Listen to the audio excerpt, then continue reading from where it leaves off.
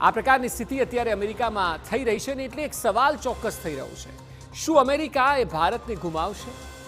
આ સવાલ હવે અમેરિકાની મીડિયા પણ પૂછી રહી છે. આવું એટલા માટે કારણ કે શરૂઆતમાં ડોનાલ્ડ ટ્રમ્પની વાપસીથી ભારતમાં ખુશી હતી, પરંતુ પાછલા 5 મહિનામાં જે પ્રકારે ટેરિફ હોય, વિદ્યાર્થીઓનો મુદ્દો હોય, યુદ્ધમાં ખોટી મધ્યસ્થીની વાતો કરવામાં આવી હોય, તેનાથી ભારત નારાજ થઈ રહ્યું છે. અને એટલે વોલ સ્ટ્રીટ જર્નલમાં એક આર્ટિકલ આવ્યો છે જેનું ટાઇટલ છે, શું ટ્રમ્પ ભારતને ગુમાવશે?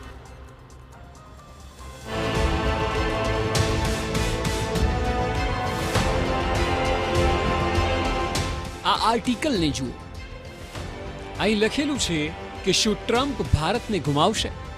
બાદમાં નીચે લખેલું છે કે એક ભાગીદાર એટલે કે ભારત કે જેણે ટ્રમ્પની વાપસીને વધાવી હતી, તેને હવે ટ્રમ્પની પોલિસીથી મોટી સમસ્યાઓ છે. આ આર્ટિકલ આવતાની સાથે જ તેના અનેક મતલબ દુનિયાભરના લોકોએ નીકાળ્યા. જે પ્રકારે ટ્રમ્પ પ્રશાસનના પાછલા 5 મહિના રહ્યા છે, તેનાથી ભારતમાં નારાજગી હોવી સ્વાભાવિક છે. ભારતની નારાજગીના સ્પષ્ટ કારણો પણ છે, તેની વાત કરીશું. અને એ કારણોને લીધે જ સવાલ થઈ રહ્યો છે કે શું ટ્રમ્પ ભારતને ગુમાવશે?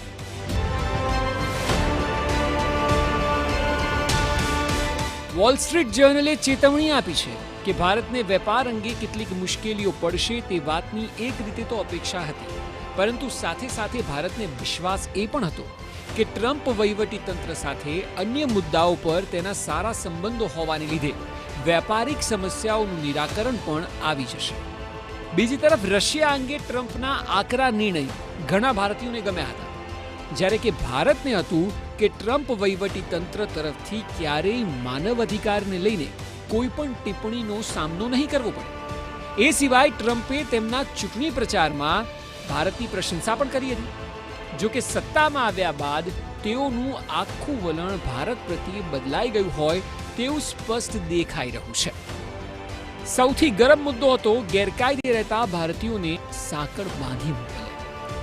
વોલ સ્ટ્રીટ જર્નલે લખ્યું છે કે અમેરિકામાં ગેરકાયદેસર રીતે રહેતા કેટલાક ભારતીયોને દેશ નિકાલ કરવામાં આવે તેવી અપેક્ષા તો પહેલેથી હતી, કારણ કે ટ્રમ્પના પહેલા કાર્યકાળ દરમિયાન પણ લગભગ 6000 લોકોને દેશ નિકાલ કરવામાં આવ્યા.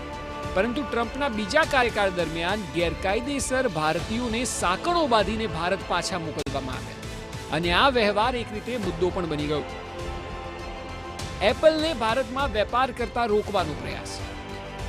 ટ્રમ્પે એપલને સરેઆમ સંભળાવી દીધું કે ભારતમાં પ્રોડક્શન કરવાનું બંધ કરે, અમેરિકામાં પ્રોડક્શન વધારે અને દુનિયામાં મોબાઈલ તથા ઇલેક્ટ્રોનિક ગેજેટ્સ વેચે. આ નિવેદન પણ દ્વિપક્ષીય વેપારની દ્રષ્ટિએ ખતરનાક હતું, અને એટલે આ મામલાને લઈને પણ ભારતમાં નારાજગી હોય તે સ્વાભાવિક છે. પાકિસ્તાન મામલામાં મધ્યસ્થીનું જુઠ્ઠાણું. સ્પષ્ટ રૂપે જે વલણ ટ્રમ્પની સરકારે અપનાવ્યું હતું તેનાથી ભારતની સરકાર નારાજ થઈ હતી.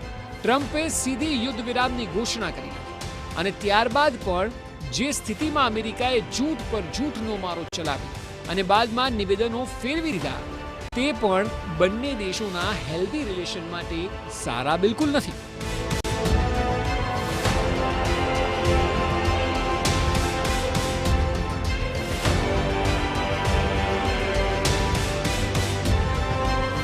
વોલ સ્ટ્રીટ જર્નલે ચેતવણી આપી છે કે ભારતીયો વિશે જાહેર અભિપ્રાય આપતા સમયે ખૂબ જ કાળજી લેવી જરૂરી છે.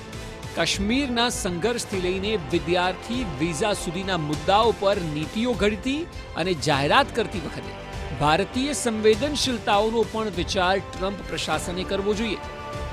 આ તમામ મુદ્દાઓને તાકતા વોલ સ્ટ્રીટ જર્નલમાં આ આર્ટિકલ આવ્યો છે કે શું ખરેખર ભારતને અમેરિકા ગુમાવી દેશે?